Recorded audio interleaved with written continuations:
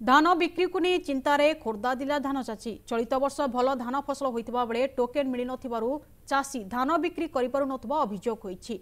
खोर्धा जिला बलगड़ ब्लॉक गर्भणीपड़ा सेवा समवाय समिति एभली एक चित्र सामना को आसी। धान बिक्री करने को समवाय समिति को आसीथिबा चाषी टोकेन मिल धान बिक्री करिपारु नाही। एबे धान किभली बिक्री हेबो से नहीं चिंतार धान चाषी।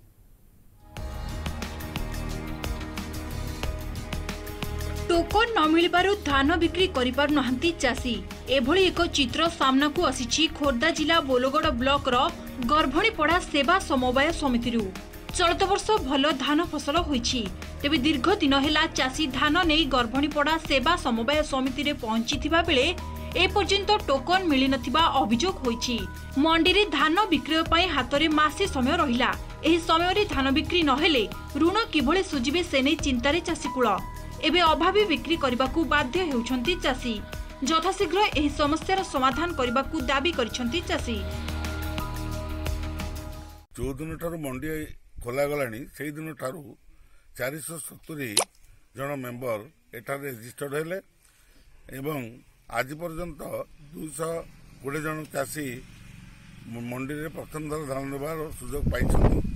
किंतु मु एठार जानि पारुनी किभली भाव में टोकन दि जाऊँगी कौ सिस्टम टोकन दि जाऊँगी जो द्वारा कि चाषी मैंने द्वितीय थर तृतीय थर धान दे सारे किंतु आम प्रथम थर भी चाषी मैंने दे पारन लोन भी कर चाष एपर्यंत मोर धान गला ना मु बारंबार आसी पचारुची गोटे टोकन आसला कि ना कौन उत्तर ना आसो आसो लिखा आश्वासना दौरान किंतु एपर्यंत आसला ना।